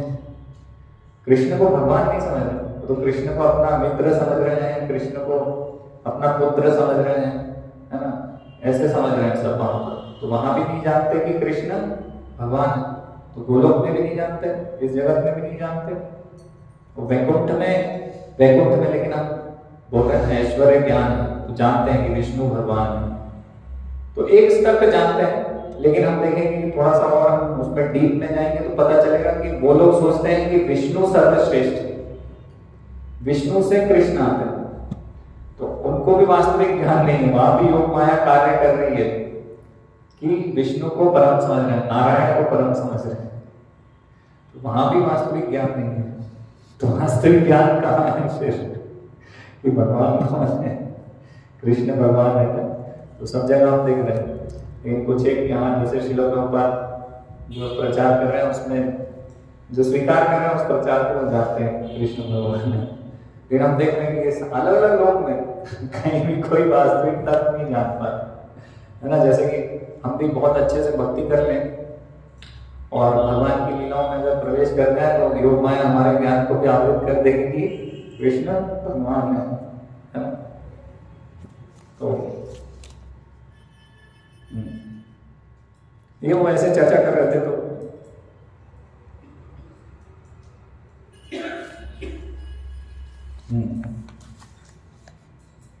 वहां पर ऐसा ज्ञान है वैकुंठ में कि विष्णु कौन है, विष्णु परम है, कृष्ण नहीं है।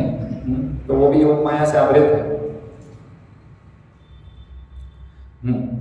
तो वैकुंठ लोक के बारे में, है ना, वैकुंठ लोक के बारे में लघु भागवतामृत में पद्म पुराण से रूप गोस्वामी ने लिखा है ना, कि ये जो विरजा नदी है ना, विरजा नदी क्या है, यहाँ पर ये जो कार्णांडव सागर है ना, ये विरजा नदी है। तो विरजा नदी के उस पार, है ना, जब विरजा नदी पार करते हैं तो शुरुआत होती है आध्यात्मिक जगत की। तो आध्यात्मिक जगत की शुरुआत में क्या है, ब्रह्म ज्योति है ना। तो ब्रह्म ज्योति क्या है, बॉर्डर, मतलब ये जो बॉर्डर है उससे लगा हुआ है ना, जो आध्यात्मिक जगत है और जो भौतिक जगत की बॉर्डर उससे लगा हुआ ब्रह्म ज्योति सर्वप्रथम। तो वैकुंठ वहां पर ब्रह्म ज्योति से थोड़ा आगे चल के, है ना।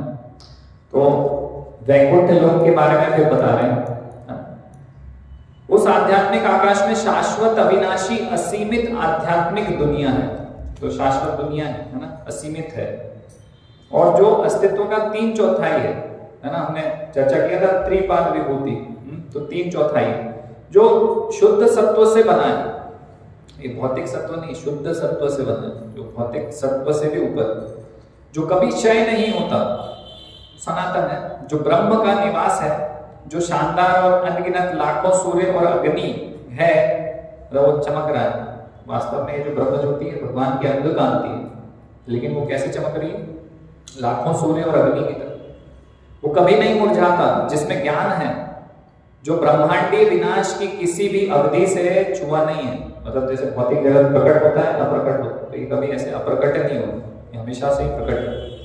जो अथाह है, मतलब जिसकी कोई सीमा नहीं, जो वृद्धावस्था से मुक्त है, जो शाश्वत आध्यात्मिक वास्तविकता है, जो भौतिक अवस्थाओं से मुक्त है, जो जागृत सुप्त और सुसुप्त अवस्था से शुरू होती है, मतलब भौतिक अवस्था इस प्रकार से जागृत सुप्त और इससे मुक्त है, जो स्वर्णिम वैभव है, मुक्ति से ऊपर है, मुक्ति से भी ऊपर, मुक्ति यानी कि ये ब्रह्म ज्योति में लीन होना बता रहे हैं, जो आध्यात्मिक आनंद लाता है, जिसका कोई समान या श्रेष्ठ नहीं है, जिसका कोई आदि अंत नहीं है, जो शुभ है, जो आश्चर्यजनक रूप से शानदार है, और जो आकर्षक है, जो शाश्वत है, और जो आनंद का सागर है। तो ऐसा वर्णन श्रील रूप गोस्वामी ने किया है ना। और आगे वर्णन कर रहे हैं कि बहुत भाग्यशाली महान आत्माएं हैं जो श्री के पति के चरणों में प्रेममयी सेवा के अमृत से भरे भगवान के चरणों की सेवा करती हैं, है ना। बहुत विरली ऐसी भाग्यशाली महान आत्माएं वहां पहुंच पाती भगवान विष्णु के सेवा में। वे भगवान विष्णु के परम धाम में जाते हैं, जो आध्यात्मिक प्रेम का आनंद देता है। तो भगवान का धाम आध्यात्मिक प्रेम देता है, ऐसा होता है। वह भगवान हरि का निवास वैकुंठ है, जो कई शहरों, बहुत सारी सिटीज हैं वहां पर, हवाई जहाज हैं और रत्न आभूषण के बने हुए महल हैं, भरे हुए हैं महल रत्नों आभूषणों से, शानदार शहर है। और क्योंकि यह भ्रम से ढका नहीं है, वह सोने के गहनों के साथ कई दीवारों से घिरा हुआ है, और 4 महान रत्नों के द्वार हैं, है ना। वहां पे 4 द्वार हैं और रत्नों से गहनों से बने हुए हैं, ये सब बहुत आभूषणों के बने हुए हैं ऐसे। तो यहाँ पर बता रहे हैं कि 4 प्रमुख द्वार हैं, है ना। तो ये 4 प्रमुख द्वार ये यहाँ बता रहे हैं, ये 1 द्वार, ये 1 2 3 4 ऐसे 4 द्वार हैं, ये यहाँ बता रहे हैं ना वैकुंठ के। और यहाँ पर 7, जैसे हम पिछले कक्षा में चर्चा कर रहे थे कि 7 गेट होते हैं, है ना, 7 आवरण हैं, जिनको अंदर मेन जो वैकुंठ में जहां भगवान है वहां पर वो 7 आवरण पार करके पहुंचते हैं ना। तो ये 7 आवरण यहाँ पर 1 2 3 4 5 6 7 आवरण है ना, ये यहाँ पर ये बता रहे हैं। तो यहाँ पर फिर बता रहे हैं कि यहाँ पर ये जो 4 गेट हैं उसको सुरक्षा प्रदान करने के लिए गेट कीपर है यहाँ पर 4, चंड है, प्रचंड है ना, सुभद्र, भद्र। यहाँ पर ये देखो वेस्ट में, पश्चिम में कौन है, जय विजय, है ना। ये इनको हम सब जानते हैं जय विजय को, बाकी के नाम है ज्यादा सुने नहीं, धाता विधाता, है ना। और भी ये सब यहाँ पर सुरक्षा प्रदान करने के लिए सुप्रतिष्ठित ऐसे अलग अलग दिशाओं में कुमुद है, वामन है ना, ऐसे बहुत सारे ये सब सुरक्षा प्रदान करने के लिए सुरक्षा गार्ड तैनात हैं, है ना, वैकुंठ में। हर कोई एंट्री लेकर कुछ भी नहीं कर सकता है ना। और बता रहे हैं कि बहुत सुंदर यहाँ पर केंद्र में ये भगवान का बहुत सुंदर महल है ना। तो महल के केंद्र में सभी वेदों से बना यह सुंदर और शुभ सिंहासन है। तो यहाँ आप देख रहे हैं ये जो सिंहासन है ना, ये काय से बना है? 4 वेदों से बना हुआ है सिंहासन। जिस सिंहासन पर भगवान विष्णु विराजमान है, यह वेदों से बना है। 4 वेद सिंहासन के 4 पैर हैं और शाश्वत वेदों से घिरे हुए हैं, है ना। तो ये 4 वेदों से बना हुआ ये सिंहासन है। इसको स्मृति शास्त्र में योग पीठ भी कह रहे हैं, है ना। तो यहाँ हजारों हजार, ये ऐसा नहीं है कि 4-5 केवल वहां पर सेवक दिख रहे हैं। यहाँ हजारों हजार सेवक हैं भगवान के, हजारों लक्ष्मियां हैं यहाँ पर केंद्र में, बीच में, सेंटर में, है ना। और यहाँ पर हम देख रहे हैं कि ये कौन है सेवा में? सीधे सीधे ज्ञान, यहाँ चावर, है ना, दिख रहा है। ये सेवा में है भगवान की। ज्ञान है, वैराग्य है, ऐश्वर्य है, धर्म, ये सब क्या कर रहे हैं? भगवान की सेवा में लगे हुए, है ना। तो यहाँ पर बता रहे हैं सिंहासन के केंद्र में, अब सिंहासन स्वयं अग्नि, सूर्य और चंद्रमा, कूर्म, शेष, वैदिक भजन और सभी पवित्र मंत्रों का वर्णन किया गया है। मतलब इसके आसपास ये सब चीजें हैं।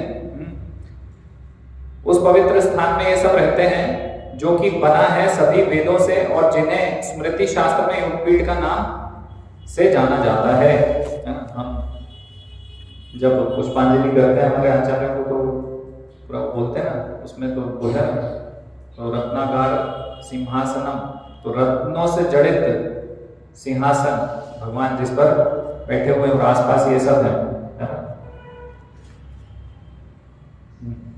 तो यहाँ पर भगवान और लक्ष्मी जी, नारायण और लक्ष्मी जी के कैसे हैं? 4 हाथ चतुर्भुज रूप में, है ना। तो वैसे हमारे यहाँ लक्ष्मी जी का जो फोटो था उसमें 2 ही हाथ थे, तो फिर ये हाथ अलग से फोटोशॉप में जाकर एडिट करके भक्तों ने बनाया है। तो लक्ष्मी जी का एक हाथ तो नारायण के पीछे और दूसरा ये एक्स्ट्रा हाथ भक्तों ने मेहनत करके यहाँ पर लगाया है अलग से, है ना। तो चतुर्भुज रूप में लक्ष्मी नारायण बीच में है और 2 हाथ से सबको क्या कर रहे हैं? आशीर्वाद प्रदान कर रहे हैं, ब्लेसिंग्स दे रहे हैं 2 हाथों से, है ना। और ये जैसे हम देख रहे थे तो यहाँ पर और भी चीजें हैं। यहाँ पर ये गायत्री मंत्र है, ये भी यंत्र के रूप में है ना। षटकोणम, जैसे हम देख रहे थे कि गोलोक वृंदावन भी कैसा था? यंत्र रूप में था, है ना। तो ये यंत्र है षटकोण, 1 2 3 4 5 6, है ना। षटकोण, ये भी षटकोण के रूप में है, यंत्र रूप में है। और यहाँ पर जो यंत्र का मंत्र है वो क्या है? ब्रह्म गायत्री मंत्र। वहां पे क्या था? गोपाल गायत्री मंत्र था। क्लीं कृष्णाय गोविंदाय वासुदेवाय गोपीजन वल्लभाय वासुदेवाय स्वाहा, ऐसा कुछ था, मुझे भी ठीक से याद नहीं आ रहा। तो यहाँ पर ये जो मंत्र था वो था क्लीं कृष्णाय गोविंदाय गोपीजन वल्लभाय स्वाहा, है ना। तो ये था। तो आध्यात्मिक जगत में क्या होता है? ओम कैसे हो जाता है? क्लीं, है ना। ये जो क्लीं लिखा है ना सेंटर में, तो आध्यात्मिक जगत में ओम क्या है? क्लीं। बातें की ओम और क्लीं में अंतर नहीं, लेकिन यहाँ पर मतलब उसके नीचे हम देखेंगे ये यहाँ पर इस प्रकार से गायत्री मंत्र यहाँ पर लिखा है, ओम भूर्भुवः स्वः तत्सवितुर्वरेण्यं भर्गो देवस्य धीमहि धियो यो नः प्रचोदयात्। तो जो ये गायत्री मंत्र से भगवान को सेवा करते हैं, भगवान की आराधना करेंगे, ये गायत्री मंत्र उच्चारण करेंगे, तो वो कहाँ पहुंचेंगे? वैकुंठ को जाएंगे, गोलोक को नहीं जाएंगे, वो वैकुंठ को जाएंगे। तो ये ब्रह्म गायत्री मंत्र है। और यहाँ हम देख रहे हैं कि ये मुख्य, जैसे वहां पर मुख्य क्या थी? 8 गोपियां थी। तो यहाँ कौन कौन है? ये मुख्य 8 रानियां हैं। तो जो 8 गोपियां हैं भगवान की, वही ये मुख्य रानियों में विस्तारित हो रही है ना। तो ये क्या है? विमला, उत्कर्षणी, ज्ञाना, क्रिया, योगा, प्रावी, सत्या, ईशाना। तो ये 8 मुख्य रानियां हैं भगवान की, है ना, ये सब लक्ष्मियां भी हैं। और ये 3 लक्ष्मियां हैं यहाँ पर, है ना, जिनमें से भू और लीला है। तो आप जैसे साउथ इंडिया में श्री वैष्णवों के मंदिर जाएंगे तो वहां पर ये 3 लक्ष्मियां रहती हैं, भू, लीला और नीला, ऐसा नाम है ना। तो ये भू, लीला यहाँ लक्ष्मियां हैं और इनकी बहुत सारी हजारों लाखों लक्ष्मियां अटेंडेंट हैं जो भगवान की सेवा में लगी हुई। तो जैसे भगवान क्या कर रहे हैं, भगवान ऐश्वर्य में है, मोड में है ना, तो भगवान को पान दिया जा रहा है। तो भू जो है, लक्ष्मी जो है वो लेके जा रही है पान, तो भगवान के घर पान खा, फिर कोई भगवान के लिए क्या ले जाएगा, पिक्का। तो भगवान तो ऐसे भगवान की सब लीलाएं चल रही भगवान की, ऐसे लक्ष्मियां हजारों लक्ष्मियां यहाँ पर सेवा में हैं। और भी बहुत सारे सेवक हैं, है ना, बहुत सारे ऋषि हैं वहां पर, और क्या कर रहे हैं, अनेक मंत्र का उच्चारण कर रहे हैं। बहुत सारे ऋषि हैं, बहुत सारे लोग हैं जो कि वहां पर गायन कर रहे हैं, भगवान का एंटरटेनमेंट कर रहे हैं। नारद मुनि है, वो क्या कर रहे हैं, भगवान का महिमा मंडन कर रहे हैं, है ना, ऐसा सब चल रहा है वहां पर। अप्सराएं नृत्य कर रही हैं, लेकिन ये अप्सराएं कौन है, ये आध्यात्मिक है, ये भौतिक जगत के स्वर्गलोक की तरह नहीं है, है ना, भौतिक नहीं है, ये आध्यात्मिक भगवान के ये सब भक्त हैं, भगवान के संगी साथी हैं ये लोग, है ना। तो ये कैसे हैं, आध्यात्मिक है। आध्यात्मिक का मतलब शाश्वत है ये लोग, है ना। तो इस प्रकार से भगवान की सेवा यहाँ पर वैकुंठ में नारायण रूप में सभी भक्त कर रहे हैं। और फिर हम देख रहे हैं यहाँ और भी भक्त हैं, है ना। तो ये देखो अनंत है यहाँ पर, है ना। तो इस प्रकार से अनंत सेवा में है। विश्वक्सेन जो उनके general army, general Vishwaksen Garuda भगवान के महान भक्त हैं, जो गरुड़ ये भगवान की सेवा में वैकुंठ में इस प्रकार से यहाँ पर है।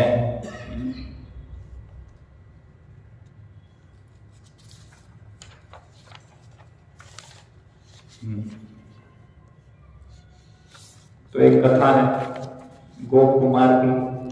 तो गोप कुमार जब पहुंचे ऐश्वर्य धाम में भगवान के पास, तो भगवान के साख्य रस में, तो भगवान को अपना मित्र समझते हैं। और क्या हुआ कि हमने पिछले कक्षा में भी चर्चा किया था, तो वैकुंठ में पहुंचे जब गोप कुमार, तो गोप कुमार पहुंचे और फिर देखा कि कौन बैठे, नारायण बैठे। नारायण को देख के उनको कृष्ण की याद है, तो दौड़ रहे हैं, कृष्ण की तरफ जा रहे हैं और चिल्ला रहे हैं कि गोपाल क्या तुम हो, कृष्ण क्या तुम हो।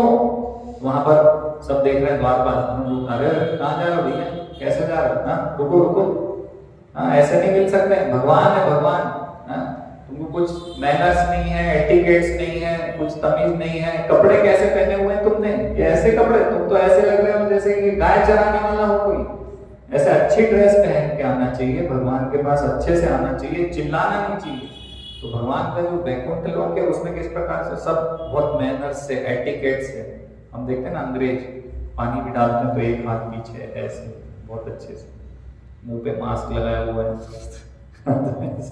सब बहुत मैनर्स के साथ। भगवान के पास जाना है तो डायरेक्टली नहीं जा सकते, वो जाने का भी एक तरीका है।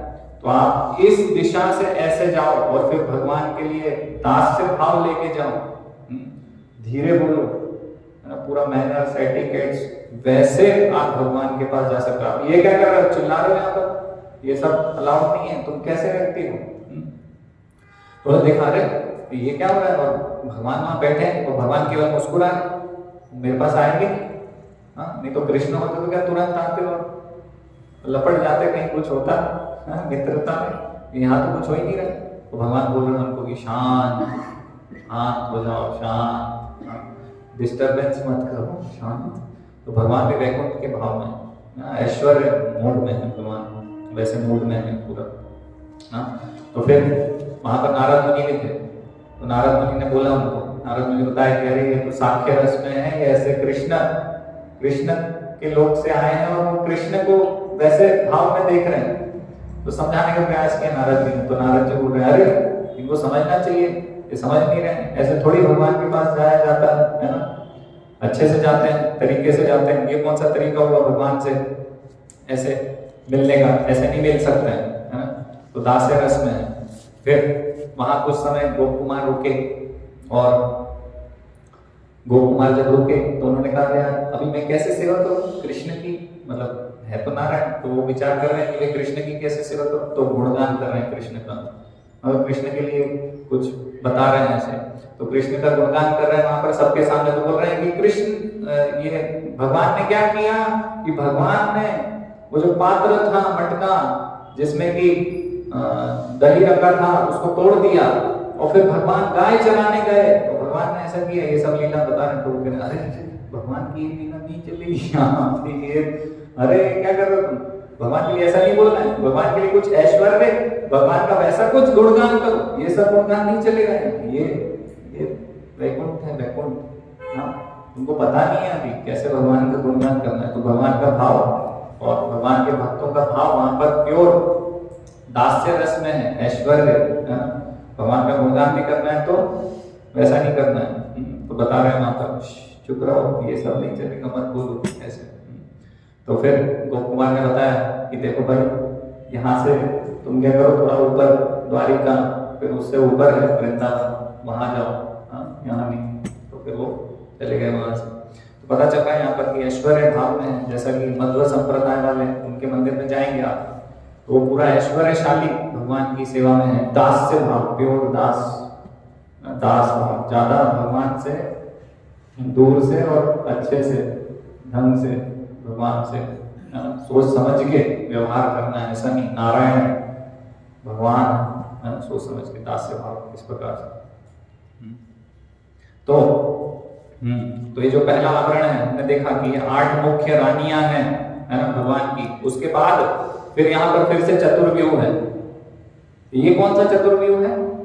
ये द्वितीय चतुर्व्यूह है ना। संकर्षण से नारायण उत्पत्ति हुई, नारायण से फिर ये द्वितीय चतुर्व्यूह है ना। चैतन्य चरितामृत में पहला प्रथम चतुर्व्यूह, द्वितीय चतुर्व्यूह। तो ये वैकुंठ का जो चतुर्व्यूह है ये कौन सा है? सेकंड लेवल का द्वितीय चतुर्व्यूह है ना। वासुदेव, संकर्षण, प्रद्युम्न और अनिरुद्ध। कई बार हम पढ़ते हैं तो समझ नहीं आता कि ये क्या हो रहा है। अभी ये यहाँ पे पूरा पिक्चराइज्ड है तो अभी समझ में आएगा जब आप पढ़ेंगे। प्रथम चतुर्व्यूह कहाँ है, कैसे है, द्वितीय चतुर्व्यूह कहाँ है, कैसे है, यहाँ पर है ना। तो फिर उनकी जो पत्नियां हैं, लक्ष्मी देवी, यहाँ सरस्वती देवी, ये उनका धाम है यहाँ पर, रति, कांति, है ना। तो द्वितीय चतुर्व्यूह में ये है ना। आपको देखा ना 7 है यहाँ पर, 7 लेयर है वैकुंठ की, ये 7 लेयर। तो द्वितीय में ये आवरण में, द्वितीय आवरण में ये द्वितीय चतुर्व्यूह है और उनकी जो पत्नियां हैं उनके ये धाम है। फिर ये जो चतुर्व्यूह है यहाँ पर जो हम चर्चा करते हैं गोलोक में नहीं बनाया है क्योंकि जगह कम है, लेकिन यहाँ पर ये अगला जो लेवल का जो सर्कल है ना, जो आवरण है उसमें ये फिर बनाए हैं। ये श्री वासुदेव नारायण, ये 24 विस्तार हैं ये चतुर्व्यूह के, है ना। वासुदेव, नारायण, माधव, पुरुषोत्तम, अच्युत, मधुसूदन, संकर्षण, विष्णुमूर्ति, श्री गोविंद, श्री उपेंद्र, नृसिंह, श्रीधर, श्री प्रद्युम्न, श्री वामन, ऐसे है ना पूरा। हम जैसे कि तिलक भी लगाते हैं तो क्या करते हैं, क्या क्या बोलते हैं? तिलक के मंत्र किसको याद है? हाथ उठाइए। तिलक लगाते समय 12 तिलक के मंत्र किस किसको याद है?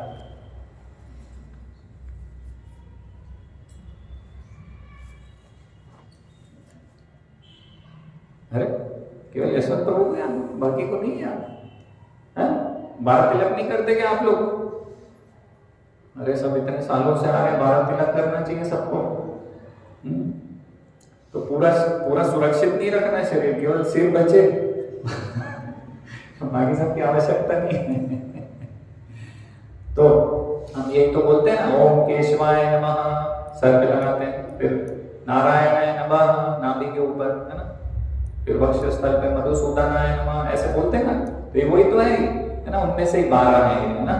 मधुसूदनाय नमः, फिर क्या है इसमें गोविंदाय नमः, विष्णवे नमः यहाँ नहीं दिख रहा, श्रीधराय नमः बोलते हैं, वामनाय नमः, त्रिविक्रमाय नमः बोलते हैं, है ना।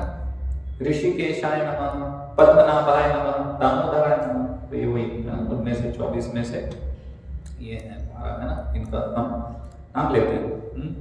तो ये है। अच्छा, ये जो 24 हैं आप ध्यान से देखेंगे तो हम पहचानेंगे कैसे? सबकी तो शक्ल और सब कुछ वस्त्र सब कुछ एक जैसा ही दिख रहा है। तो ये जो 24 को पहचानने का कि कौन वासुदेव है, कौन केशव है, कौन नारायण है, कौन माधव है, कैसे पता चल रहा है? तो जैसा वर्णन है श्रील प्रभुपाद ने तात्पर्य में लिखा है, तो लिखा है कि ये जो शंख चक्र गदा पद्म है, तो इसका परम्यूटेशन कॉम्बिनेशन, उससे पता चलता है कि कौन से हाथ में क्या चीज है, उससे पता चल रहा है कि कौन है ना, हम उससे पहचानते हैं। जैसे वासुदेव है तो यहाँ देखो ये चक्र है, फिर आगे हम बढ़ेंगे तो ये देखो ये यहाँ पे क्या हो गया, गदा आ गई, चेंज हो गया ना, तो इससे पता चलेगा, ये चेंज से पता चलेगा, है ना। तो यहाँ पे चक्र था, यहाँ गदा हो गई और फिर यहाँ पे कुछ और हो गया, शंख आ गया, है ना, इससे पता चल रहा है। तो इनका अलग अलग जो कॉम्बिनेशन है उससे पता चल रहा है कि ये प्रद्युम्न है, ये दामोदर है, कि ये माधव है, ये त्रिविक्रम है, कौन है, उससे पता चल रहा है ना। तो ये सब वर्णित है जो शास्त्रों में, चैतन्य चरितामृत में, उसके अनुरूप ये भक्तों ने पूरे पिक्चर्स बनाए हैं ना। और यहाँ पे ये सब क्या है, व्यक्ति हैं, है ना, सब यहाँ पर देखिए आप, ये सब व्यक्ति हैं, है ना। आगे भी हम चर्चा करेंगे इसके विषय में।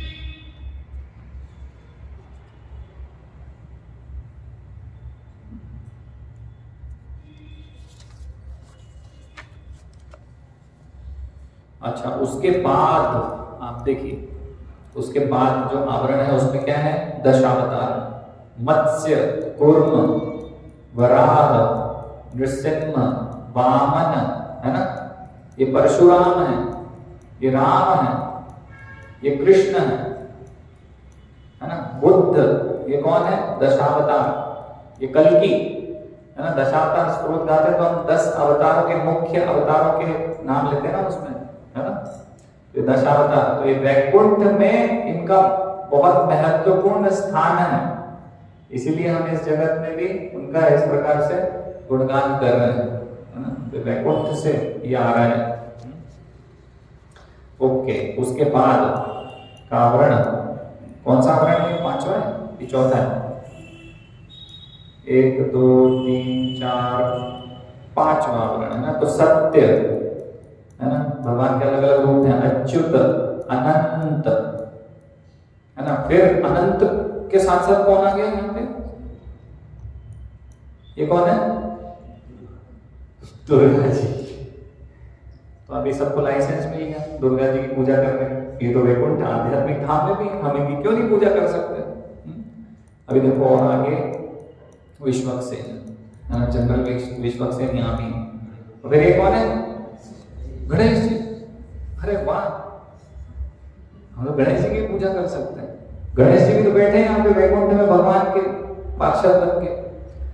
तो बात यह है कि ये जो भौतिक जगत के गणेश जी हैं और भौतिक जगत के जो दुर्गा जी, ये वो नहीं है।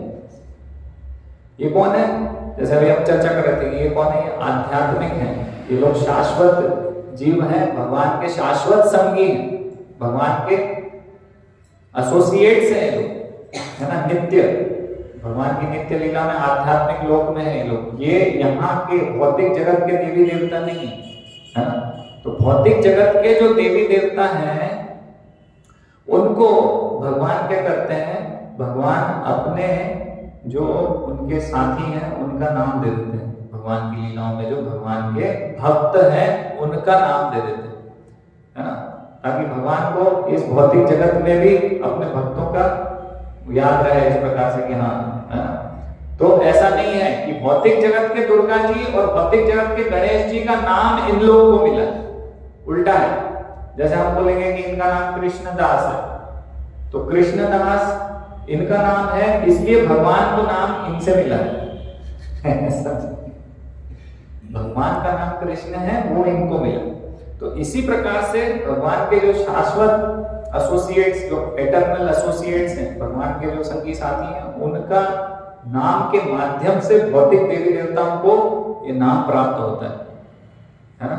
और ये भौतिक देवी देवता अलग है, ये भौतिक है।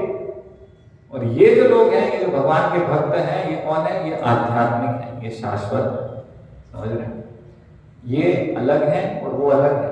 ये गणेश जी नहीं है भौतिक जगत के, और ये दुर्गा जी नहीं है भौतिक जगत के कि हम चालू हो जाएं।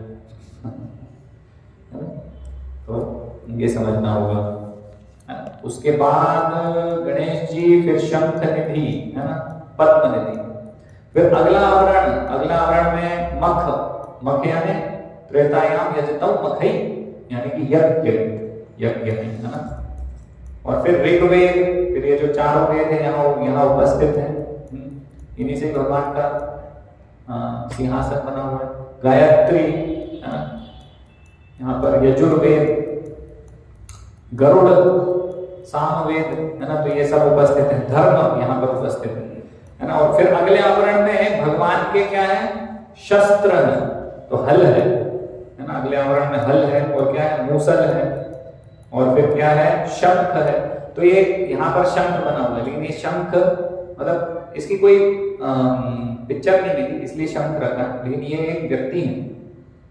हाँ, यहाँ पर ऐसा नहीं वहां शंख घूम रहे होंगे, वहां पे पुरुष व्यक्ति घूम रहे होंगे शंख, है ना, ठीक है। ऐसे ये मूसल ऐसे नहीं डंडा घूम रहा है वहां पे, हाँ, एक व्यक्ति है। तो भगवान के अस्त्र शस्त्र हैं जो कि व्यक्तित्व है जिनका, है ना। चक्र है, वो भी एक व्यक्ति है ना। गदा है ना, ऐसे भगवान के पद्म, सब ये अस्त्र शस्त्र, खग, ये सब, धनुष, है ना, शारंग बोलते हैं ना, भगवान के धनुष का नाम क्या है, हाँ, तो वो है ये सब, है ना। तो इनको पहचानते कैसे हैं, क्योंकि इनका भी पूरा स्वरूप भगवान के स्वरूप जैसे ही है, तो इनको पहचानते ऐसे हैं कि इनका जो हेलमेट रहता है, मुकुट रहता है, उसमें वो बना रहता है शंख, और भगवान का क्या रहता है, श्रीवत्स, भगवान के शरीर में रहता है ना। तो उससे पहचानते कि ये भगवान है और ये शंख है, ये गदा है, ऐसे, है ना। भगवान के शस्त्र अलग हैं, भगवान अलग, ठीक है, ओके। और एक फिर उसके बाद का सबसे बाहरी आवरण देखेंगे हम, तो कौन है, कुबेर, है ना। फिर से हमें लगेगा कि भौतिक जगत के, ये कौन है, ईशान कौन है, ये जो ईशान है ना, ये सदाशिव है ना। इस पर हम चर्चा करेंगे जब भौतिक जगत के विषय में चर्चा करेंगे। तो ईशान कौन है, ये थोड़ा डिटेल में बात है ना। ईशान शिव जी, और ये क्या है, सदाशिव। ये इंद्र, है ना, ये इंद्र भी ये भौतिक जगत के इंद्र नहीं है, और दिख तो पूरे वैसे ही रहे। तो ये जो स्वरूप है, ये आध्यात्मिक जगत का स्वरूप एक भौतिक इंद्र देवता को दिया हुआ, ये आध्यात्मिक जगत के इंद्र हैं, ये कोई भौतिक जगत के इंद्र नहीं है, दोनों अलग है। ये भगवान के भक्त हैं। अग्निदेव, ये सब अलग है ना। यम, ये क्या है, निर्वृत्ति। वरुण देव, है ना, जिसको भौतिक जगत वरुण देव, वायु, और फिर कुबेर, ऐसे, है ना। तो ये सब भगवान के धाम से आध्यात्मिक, मतलब वहां के भगवान के धाम के हैं, ये यहाँ के भौतिक जगत के नहीं है, भौतिक नहीं है ये लोग ना। ये सब भगवान के महान भक्त हैं, है ना।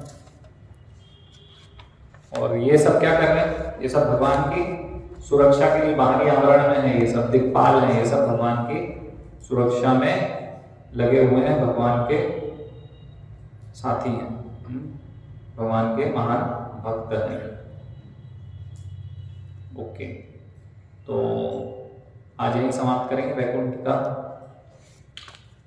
जो चर्चा है। फिर हम ब्रह्म ज्योति और आगे फिर भौतिक जगत के विषय में चर्चा करेंगे अगले सेशंस में।